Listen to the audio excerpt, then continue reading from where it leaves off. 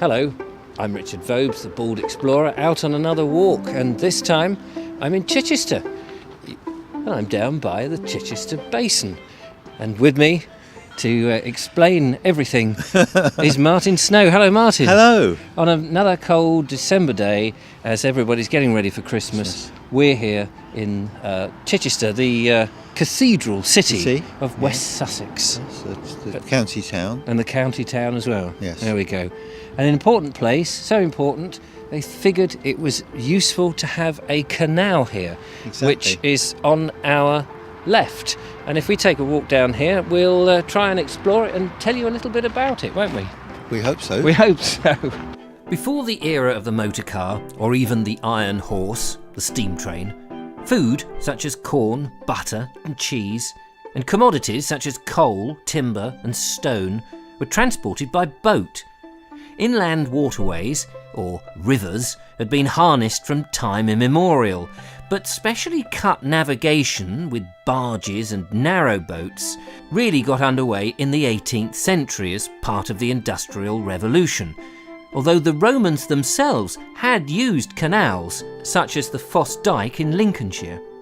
The mania for canal building, however, came to bursting point in the mid to late 19th century, connecting rivers and waterways to one another to create a great network of transportation across Britain, although mainly in England. Chichester, an important Sussex city, could not be left out. So, of course, what we're looking at now, of course, is the modern version of the canal. It's not really running as a canal in the old-fashioned sense. You can do pleasure rides, and people come down here on their canoes, and all sorts of water activities go on here now, don't they, Martin? Yes. It's all been restored. Yes, and that's thanks to many of those volunteers, really, who dredged out the dregs of the canal back from the 70s, 60s and 70s, really. 70s mostly, and then... when there was a huge interest, a revival in canals, although they were not economical to actually transport goods anymore, but certainly in the leisure industry. So this was part of that London's lost route to the sea. To the sea. That's it. That PAL Vine, yes, wrote about and has charted, and we've walked along part of the canal. Now the whole canal is not in water, is it? No, a relatively small amount is actually in water. Yes. Most of it is high and dry. And a lot of it is, there's no way that can ever come back. We went to the River Arun. We looked at a couple of locks there by Ford Church, if I remember rightly, and they're long gone, and they're unlikely to be ever dug up. No, and of course the land has been reclaimed by the farmers and landowners. Yes. So it would take a major seismic event. I know. And I mean, they're trying to do that up in Shrewsbury, I know. There's a canal there to Newport, and they're trying desperately to put it all back into water, and bar a few minor things, they have actually got access to the land, which is fantastic. That's good, yes. Yeah. Yes. I mean, further up, the Way and Arun Canal has gone on amazing strides in getting back into water, and they've got many more parts, which hopefully they will eventually get from near Guildford down to near Billingshurst, if not to Pulborough.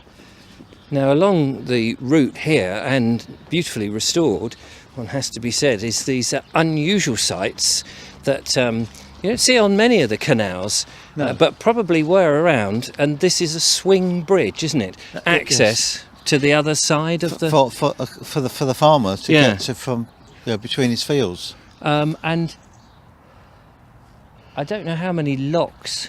How many locks are along here? There's the only locks on the part on the coastal plain are the entrance locks down in Chichester Harbour, and the locks that we saw are no longer there at Ford. So it was on this route, as I remember, that gold bullion was brought over from France, wasn't it? And it was carried up the canal to and from London. I think we've got a cyclist now coming through. We'll just let him come whizzing through. Of course, the towpath being open is a joy for dog walkers and cyclists and people who want to go out running and all that sort of stuff. We'll bash out again. Yeah. Okay. So the gold was transported up here because it was safer than taking it around the coast. That's right. Yes, Yeah. you could have been attacked. Having got it to Portsmouth. Yes.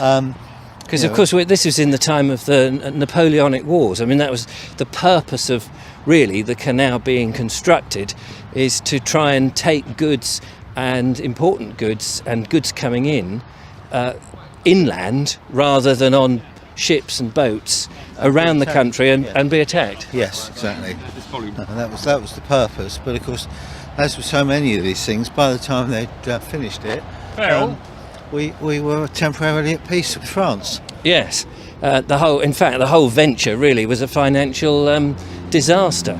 Now we're just coming underneath the road bridge. Is this the A27 we're going? This is the A27 Chichester bypass. Yes, and effectively this is the road really that and the trains that put a stop to the movement of freight on boats, because roads are so much quicker, as is trains. That's right. But of course it does mean that it's where they've been able to restore. You've got the leisure industry.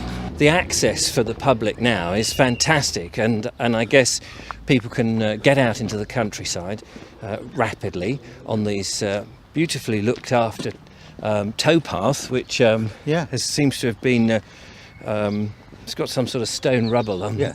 Been metalised. Metalised, yes, as they say. And people, of course, have a greater interest in the birds and the grass and the trees and nature, basically. And so, what a fantastic way! And that's a strange thing of the time, isn't it? That back in the day, of course, people were so busy just trying to make a living, trying to get on with their life. Nature was all around, and they took it for granted. Yes. Well, it was there. Yeah. Now that people are moving more into cities and larger towns, they're becoming less acquainted with nature, and in a way they need these little channels to get them out there. I can hear the birds singing all around. Yes, I mean, it's quite an effective corridor for nature, isn't it? Yeah, no, absolutely.